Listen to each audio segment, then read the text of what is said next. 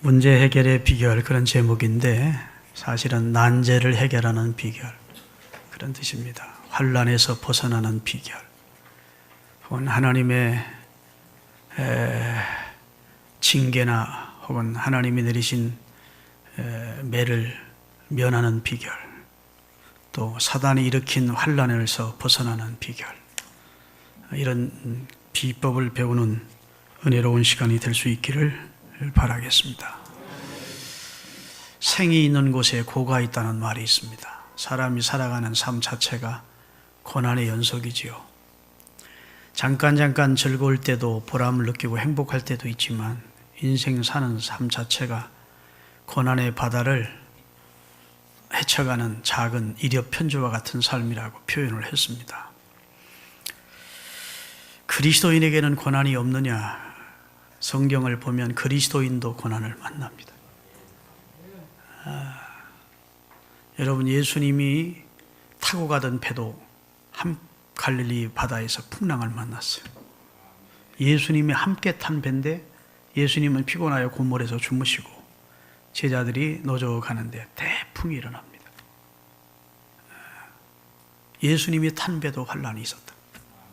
또 예수님은 그 배를 타지 않고 먼저 게네사렛을 건너 가라다 지방으로 가라고 말씀하시고 예수님은 산으로 기도하러 가셨다. 예수님의 말씀에 순종해서 말씀에 순종하고 배를 띄운 그 배도 환난을 만나. 순종의 바다에 환난이 있었다. 함께 예수님과 동행하는 바다에도 환난이 있었다.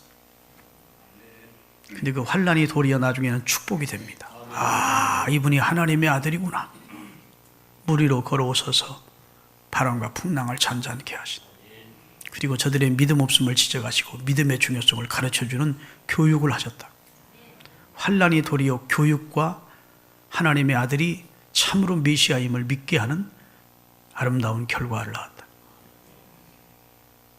예수님이 함께 타고 가던 배가 큰 풍랑을 만나.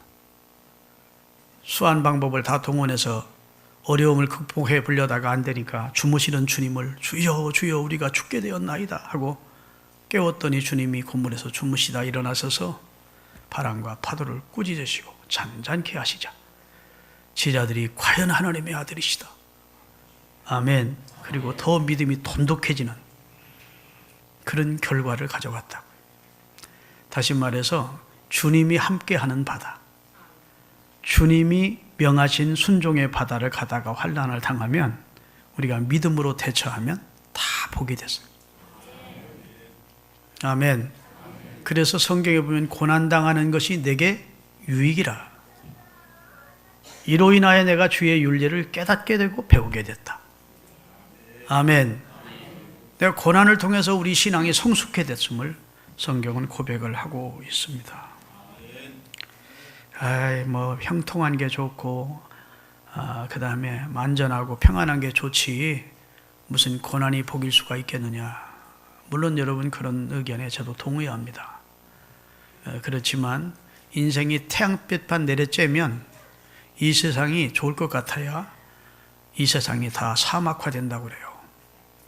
가끔은 태풍도 불어줘야 되고, 소나기도 내리고 비바람도 불어줘야 황사 같은 것도 씻겨가고, 태풍이 일어나야 녹조가 다 사라져서 바다 생물도 산대요. 하나님이 하시는 모든 일은 낮과 밤을 섞어주셨고, 그 다음에 해와 달의 기능을 따로 하셨고, 썰물과 민물의 기능을 따로 하시고, 그래서 그런 모든 것이 조화가 되어 생명체계를 유지하도록 하셨다고요. 그래서 내 삶이 평탄하고 안전하고 평안하면 성도들이 신앙의 잠을 자기 쉽고 영적으로 둔감해지고 기도 생활 안 하고, 그리고 세속화되기가 급속도로 세속화될 가능성이 많기 때문에 하나님은 우리 가정을 흔들 때가 있어요. 아멘. 제가 늘 말씀드리지만 우리가 자동차를 타고 갈 때 운전을 하고 보면 꼬불꼬불한 길을 가거나 차가량이 많은 데를 가면 정신 바짝 차리고 운전합니다. 막 백미러를 보고 좌우를 보고 긴장하지요. 그런데 쫙 앞이 뚫린 고속도로를 별로 차 없이 달리다 보면 그렇죠? 아주 내 삶이 형통해. 대로가 쫙 열렸어. 진짜 들어야 할 맛이 나. 그런데 얼마 안 있으면 이 눈이 자꾸 내려앉는다. 그때 나는 사고는 대형 사고예요. 그러면 옆에서 누가 여보 해서 내가 깨운다면 나를 일깨우고 나를 흔드는 것이 축복입니까? 저주입니까? 그것이 선한 일입니까? 악한 일입니까? 선한 일이라. 우리 집사람이 운전하다가 내가 좀 조는 것 같으면 툭 흔들어. 안 졸았어. 말은 그러지만 살짝 졸았거든. 고맙죠. 그렇죠?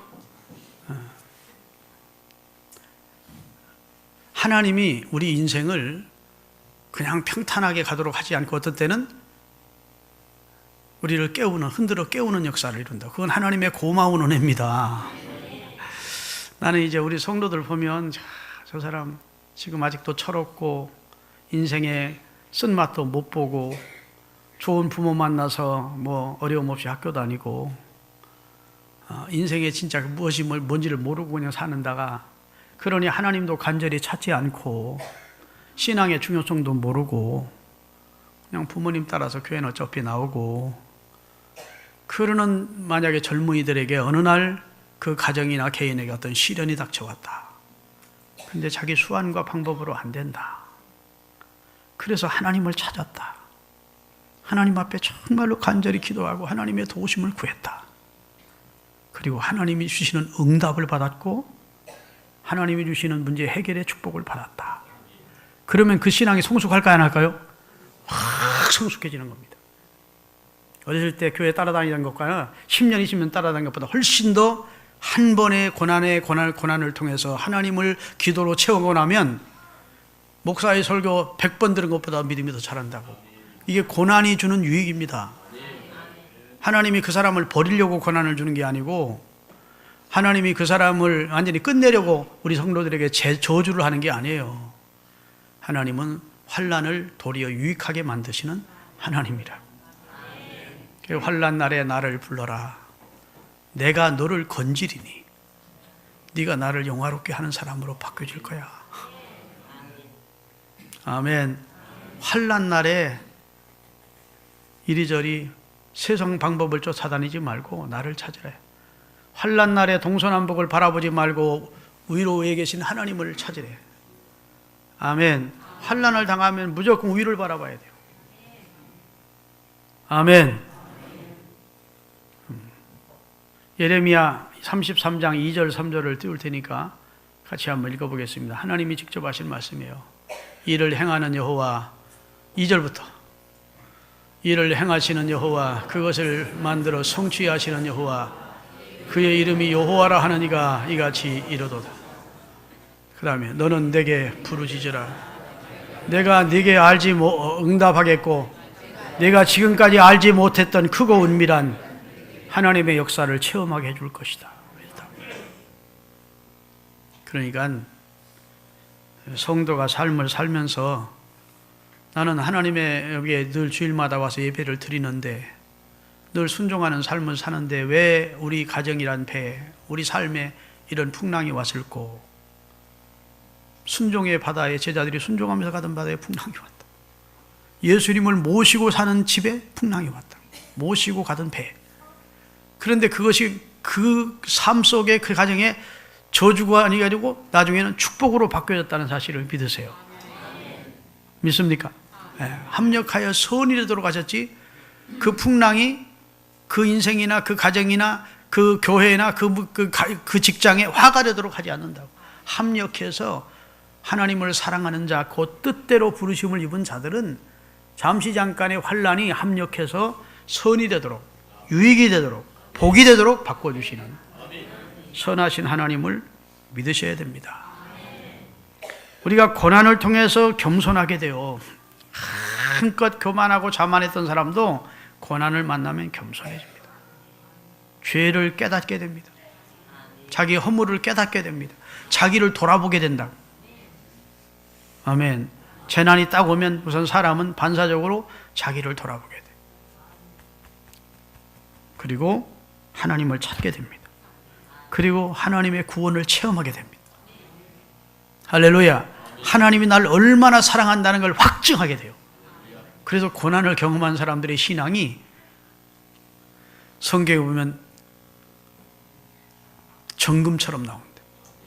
나를 단련하신 후 내가 가는 길을 오직 그가 아시나니, 나의 가는 길을 오직 그 하나님, 나를 사랑하신 하나님이 아시나니 나를 단련하신 후에 내가 정금처럼 나올 것이다. 여러분, 하나님이 여러분을 사랑하십니다. 믿으세요. 여러분의 가는 길을 함께 하십니다. 그런데 여러분을 때로는 단련하실 때가 있습니다. 그것은 여러분을 정금처럼 나오게 하기 위한 하나님의 섭리로 믿으시기를 주의 이름으로 축원합니다. 그래서 고난을 통해서 인간의 무능함을 깨닫고 더욱 하나님을 의지하는 사람으로 바꿔지고, 고난을 통해서 죄를 깨닫고 회개하고 말씀에 순종하는 사람으로 바꾸시고, 고난을 통해서 하나님의 큰 은혜를 깨닫게 해서 범사에 감사하는 사람으로 바꿔주시는 분이 하나님이라. 할렐루야. 고난은 여러 모양으로 옵니다. 첫째로 하나님의 섭리가 있어요. 욥이 고난을 당한 것은 욥이 죄 때문에 고난당한 거 아닙니다. 하나님의 섭리 안에서 허락된 고난이었어요. 그렇죠? 욥은 동방의 의인이었어요. 하나님이 인정하는 의인이었다고. 근데 하나님의 예정, 섭리 안에서 그에게 고난이 왔어요. 또 사도 바울 같은 예수님의 12제자들은 믿음을 지키다가 고난을 받았어요. 믿음 때문에 오는 고난도 있고. 아멘. 하나님이 바울에게는 찌르는 가시라는 고난을 주셨어요. 그래서 약할 그때 곧 늘 기도하면서 강함을 체험하게 하기 위해서 고난을 주셨어요. 아멘 좀 하십시오. 하나님이 주시는 여러 가지 고난, 혹은 사탄이 우리에게 불러주는 고난이 있어요. 그 다음에 인간의 궁극적인 고난은 어디서 왔느냐? 아담과 하와가 범죄함으로 왔어요. 우리 인생이 범죄할 때 하나님이 징계의 채찍을 들어 고난 가운데 우리를 내치십니다. 할렐루야. 그리고 교만과 회개치 않음으로 하나님이 고난을 만나게 하시기도 하시고, 우상 숭배하다가 고난을 만나기도 하시고, 마음이 강팍함을 하나님께서 보시고 고난의 풀무 속에 집어넣기도 하시는 거예요.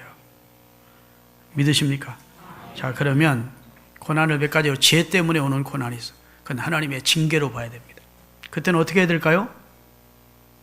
통회에 자복해야죠.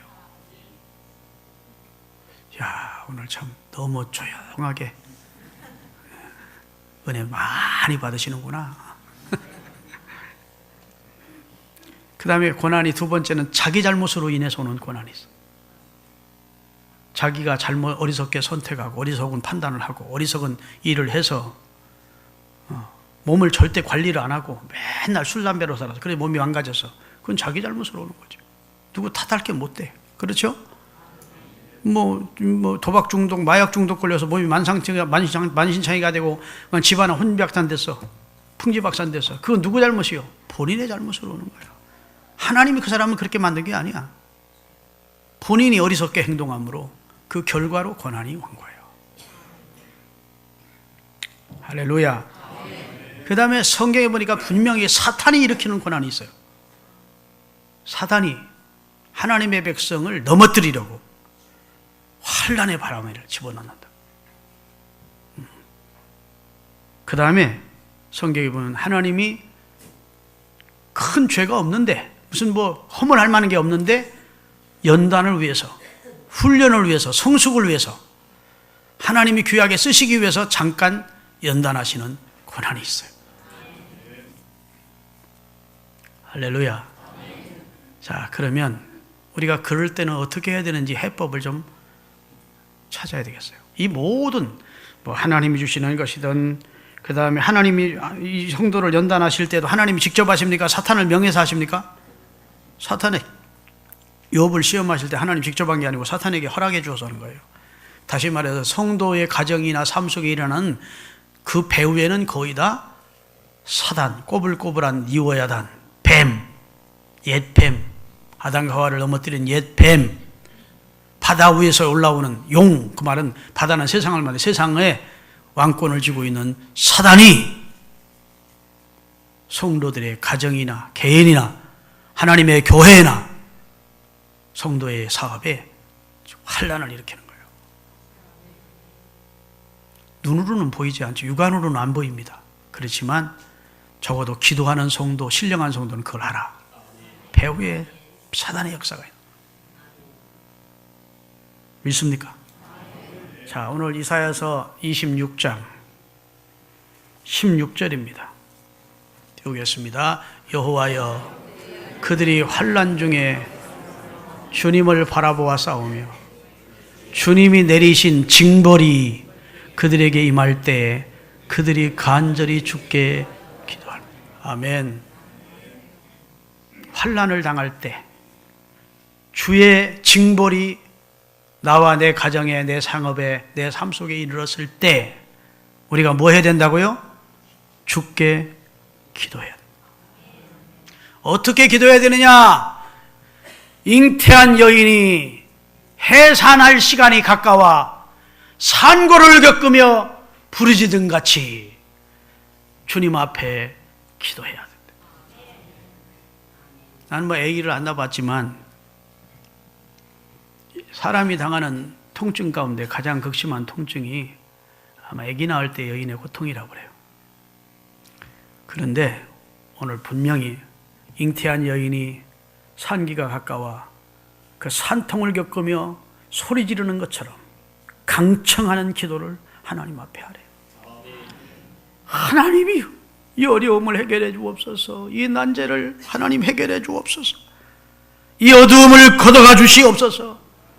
할렐루야. 이 흑암의 결박에서 우리 가정을 풀어주시옵소서. 이 사단의 역사를 다 물리쳐 주옵소서라고 작정 기도를 하시든지 금식 기도를 하시든지 철야 기도를 하시든지 하나님 앞에 산기가 임박하여 애 낳는 여인이 부르짖는 것처럼 하나님 앞에 부르시지래. 할렐루야. 그러면 어떤 역사가 나타나냐? 기적이 나타나.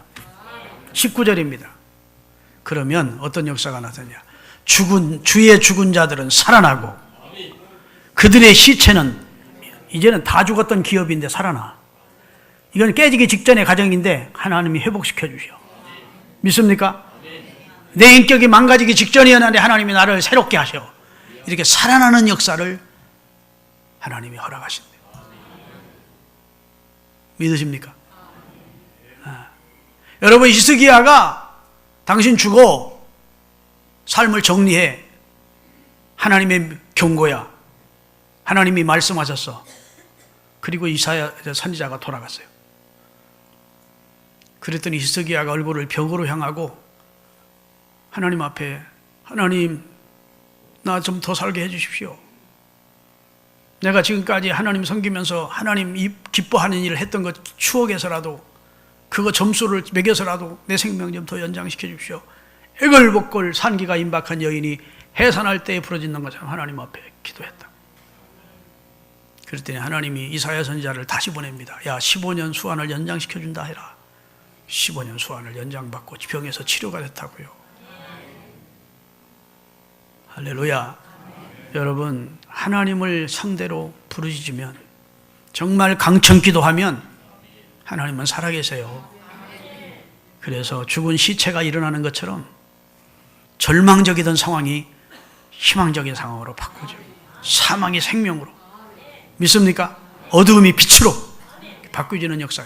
주의 이슬은 빛난 이슬이니, 그 말은 이슬은 은혜를 말합니다. 주의 은혜는 빛나는 은혜이니 땅이 죽은 자들을 내놓으리라. 아멘. 좀 크게 하세요.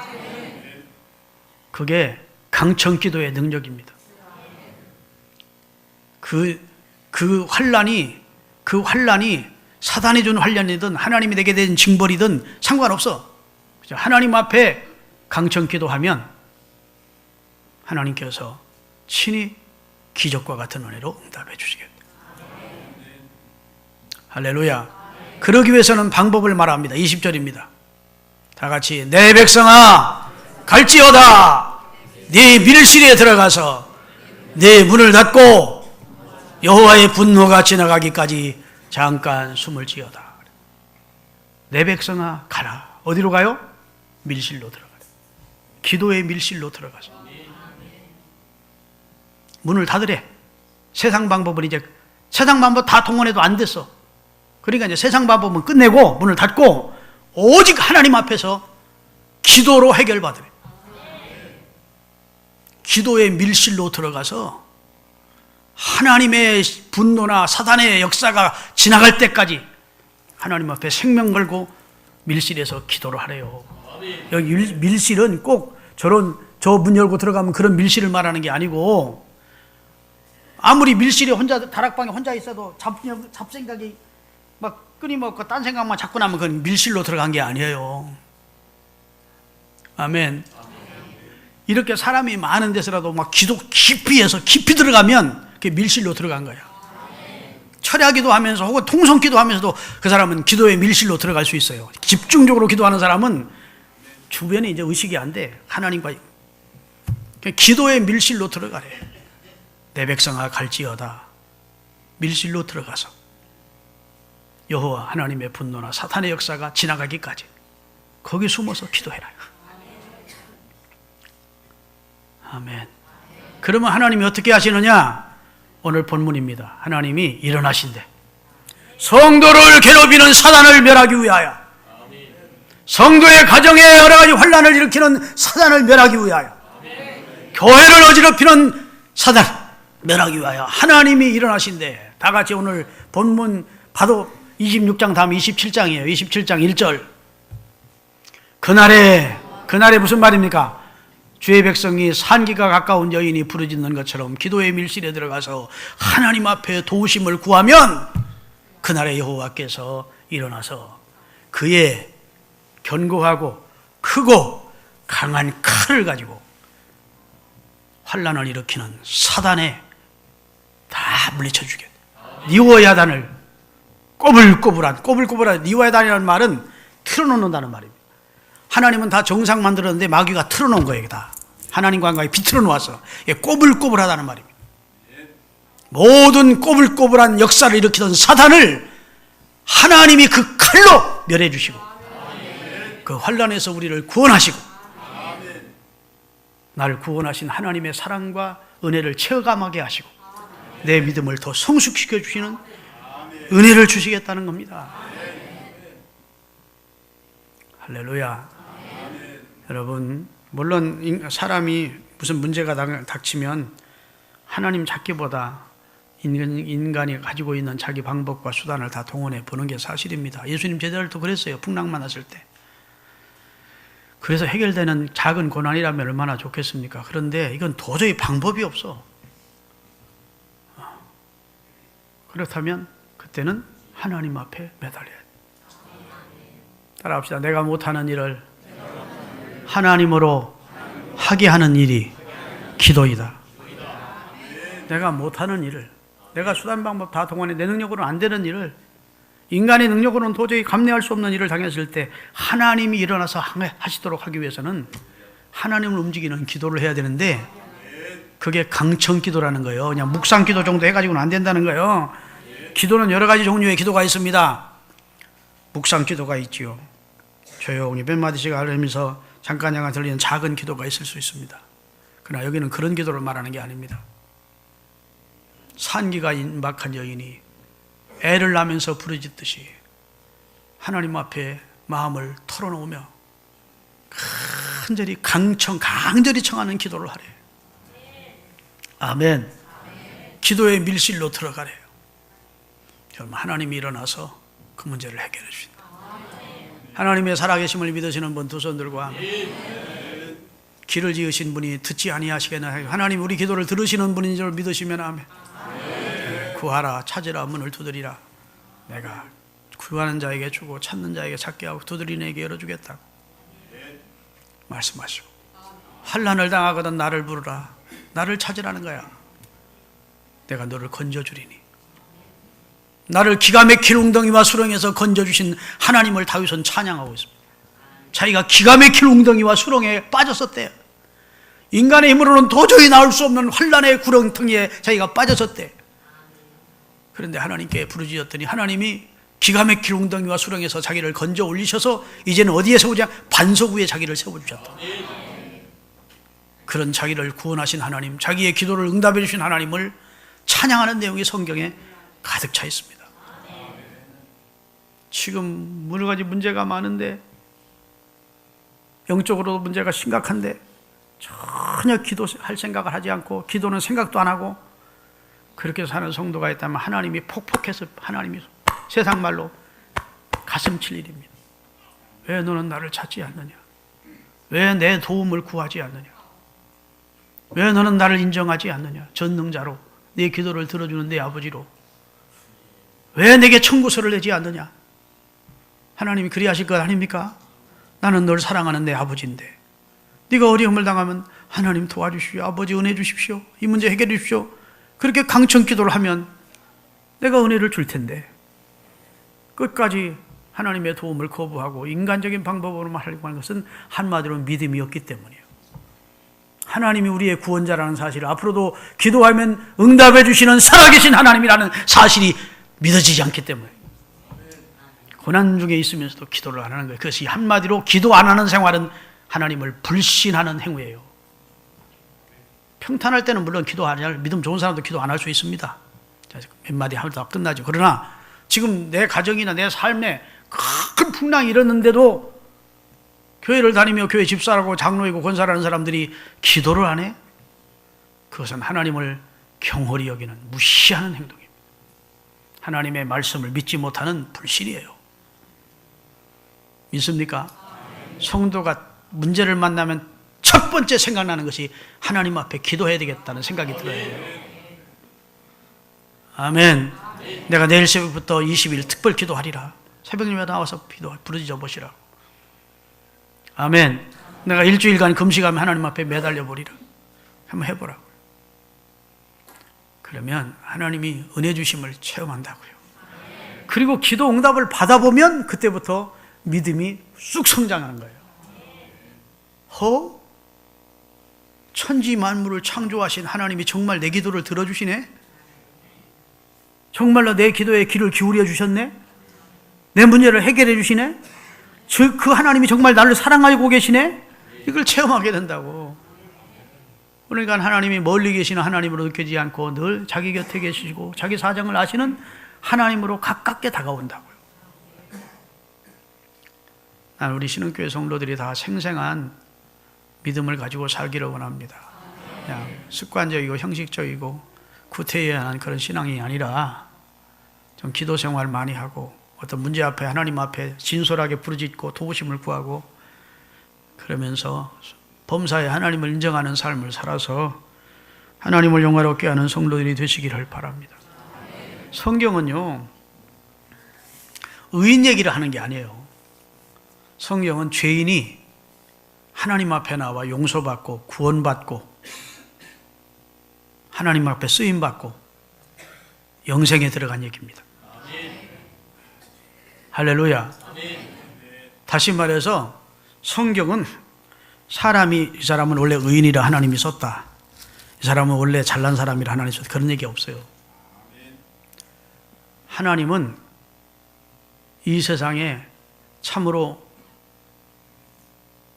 죄인 중에 괴수였던 사람이라도 염치불구하고 하나님 앞에 나와서 용서를 구하고 하나님의 은혜를 구하면 용서하시고 구원하시고 귀하게 사용해 주셨다. 그 얘기를 성경은 계속 하고 있는 거예요. 여러분, 성경에 보면 창세기 4장에 가인과 아벨 얘기가 나옵니다. 가인과 아벨. 가인은 형이고 아벨은 동생이에요. 가인과 아벨이 동시에 하나님 앞에 제사를 드렸는데 가인의 예물은 받지 않으십니다. 가인도 안 받고. 그러나 아벨과 그 제물은 받으십니다. 아벨은 피 있는 제사를, 흠 없는 제사를 하나님께 드렸어요. 하나님이 받으십니다. 그러면 가인이 아이고 내가 문제가 있었구나, 다음부터는 우리 동생 아벨처럼 정성스러운 제사를 드려야 돼, 이렇게 해야 마땅하잖아. 그런데 노를 바라고 분해서 동생의 예물은 받아주시고 자기 예물은 안 받아주셔. 그리고 동생을 시기해서 돌로 때려 죽였다. 동생을. 최초의 인류의 살인 역사가 나왔어요. 가인이 동생 아벨을 때려 죽였는데 여러분, 동생이 돌 한 번 때려가지고 죽었겠습니까? 아마 수십 차례를 때려버렸어요. 그렇게 나쁜 놈이라고. 그 하나님이 어떻게 하는지 보시려고 가인아, 네 동생 아벨이 어디 있느냐 이렇게 물으십니다. 내가 때려 죽였습니다. 하나님. 솔직히 그래야 되는데, 하나님 내가 너무 잘못했어요. 그때는 분을 차리지 못해서 내 피부치인 형 동생을 죽였습니다. 용서해 주세요. 이래야 되는데, 하나님, 내가 내 동생 이 새끼가 어디 있는지 어떻게 합니까? 내가 뭐 내 동생을 지키는 경호원입니까? 그랬다고. 그게 인간의 완악입니다. 하나님이 너는 가는 곳곳마다 저주를 받을 것이다. 그랬어요. 칼이 너를 떠나지 않을 것이다. 그 얘기 듣자 가인이 갑자기 두려운 마음이 들어서, 하나님, 이제 사람들이 나를 죽일 터인데 어떻게 해야 살 길이 있겠습니까? 이래서 살 길을 가르쳐 달라고 그랬더니, 너를 죽인 자는 7배의 죄를 더할 것이다. 그리고 그에게 생명의 표를 주었어. 아멘. 1000번만번 죽어 마땅한 가인도 하나님 앞에 살 길을 구하자, 하나님의 은혜를 구하자, 가인을 죽이는 자는 7배의 벌을 더할 것이라고 해서 그에게 살 표를 주었다고. 이게 간단한 얘기였지만 인류 전체를 함축한 얘기입니다. 우리 인류가 누구를 죽였어요? 아벨이신 흠없는 제물, 피 흘려 죽으신 흠없는 제물이신 예수님을 영문 밖에서 때려 죽인 얘기예요. 왜 아멘 안 해요?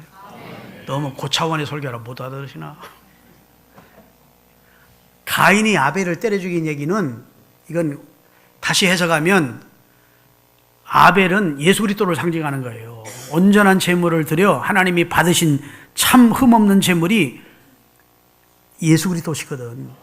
그 예수를 누가 때려 죽입니까? 인류가, 사람이 영문 밖에서 십자가에 매달아 죽였다고요.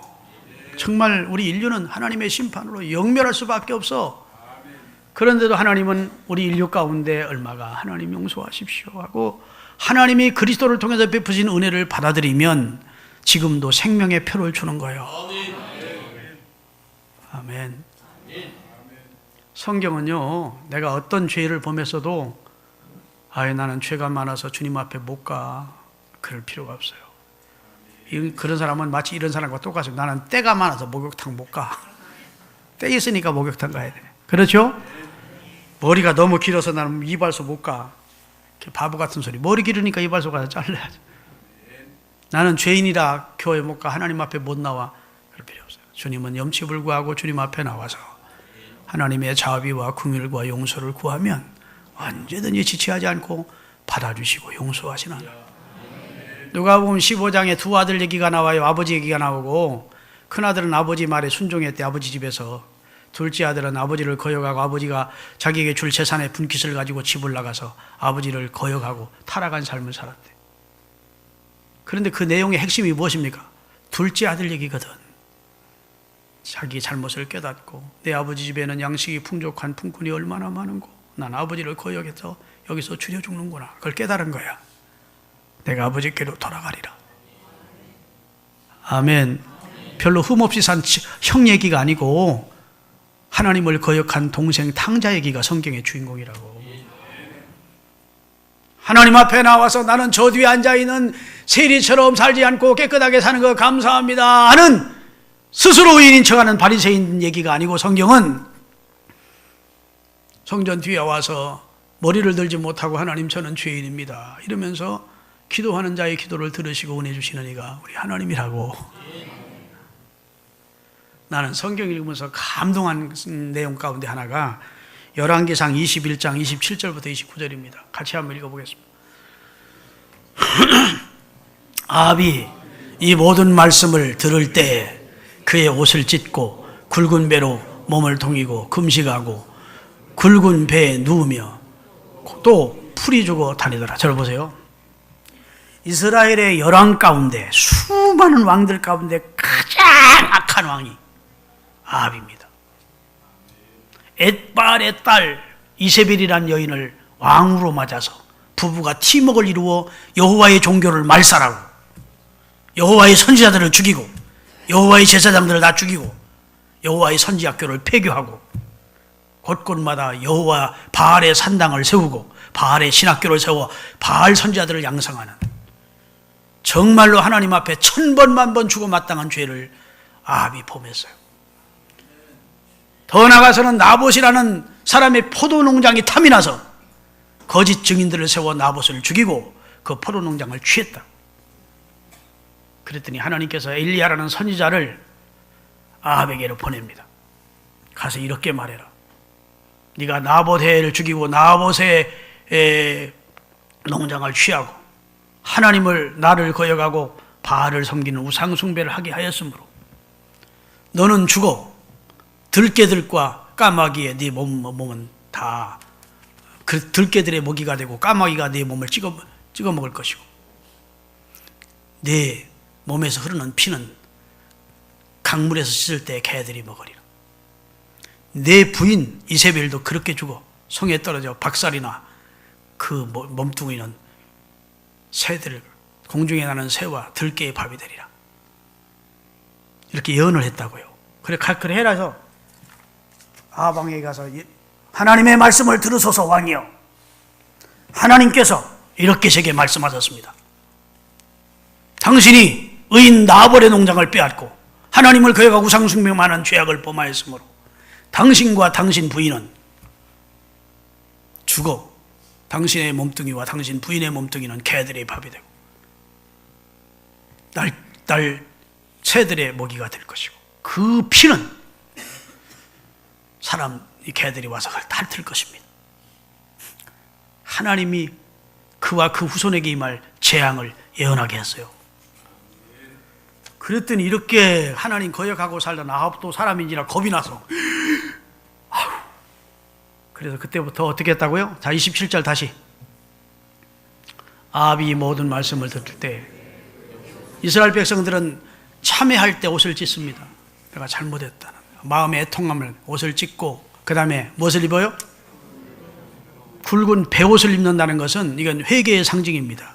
굵은 베옷을 입고 그 다음에 몸을 동이고 금식하고 굵은 배에 누우며 밤에 잘 때 굵은 배에 누우면 편하지 않거든요. 그러니까 스스로 고난을 자초하면서 풀이 주고 다니더라. 아이고 이제 하나님의 심판이 우리 집에 있구나. 하나님 나 용서해 주세요 하고 굵은 베옷을 입고 금식하면서 회개하는 제수처를 취하더래.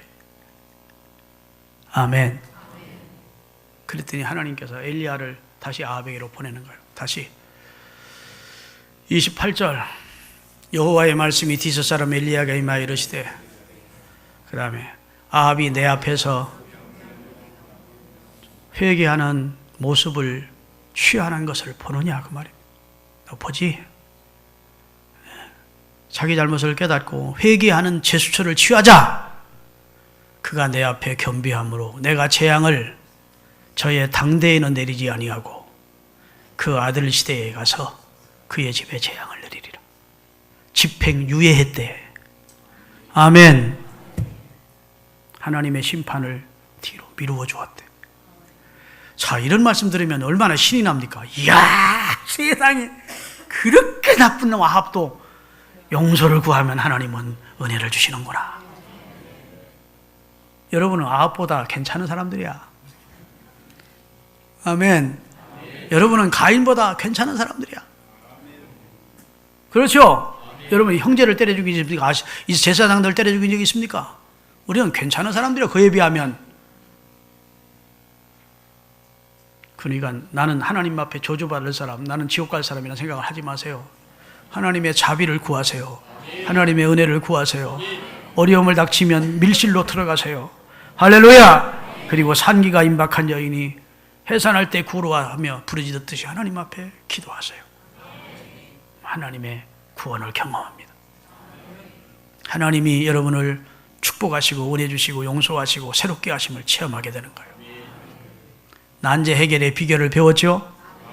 강청 기도하되 기도의 밀실로 들어가서 작전 기도하든 철야 기도하든 하여튼 열심히 하나님 앞에 기도하면 하나님이 일어나셔.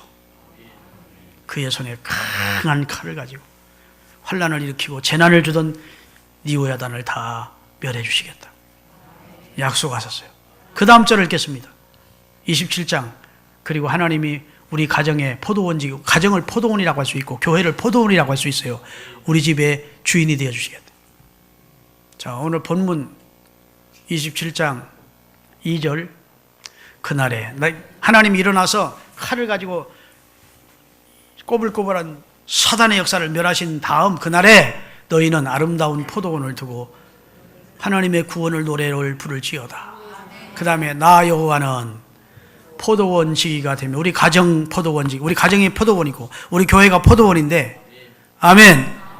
우리 가정 주인이 되어주시고 우리 교회 주인이 되어주셔서 때때로 물을 주며 밤낮으로 간수하여 아무든지 해를 끼치지 못하도록 그 가정과 그 교회를 지켜주겠다. 그 사업도 지켜주겠다. 이런 하나님을 믿으십시오. 이제 이 말씀 여러분 생활하다가 꼭 생각나기를 바랍니다. 사람이 살다 보면 굴곡이 있어요. 지금은 평탄하지만 여러분이 환난을 만날 때가 있거든. 가정이나 사업이나 무슨 교회적으로 지금은 하나님이 기도의 밀실로 들어가도록 사인을 주시는구나. 하나님을 찾으라고 하시는구나. 그리고 기도하십시다. 그러면 하나님이 일어나셔. 하나님이 해결해 주시고 영광을 받으심을 믿으십시오. 기도하겠습니다.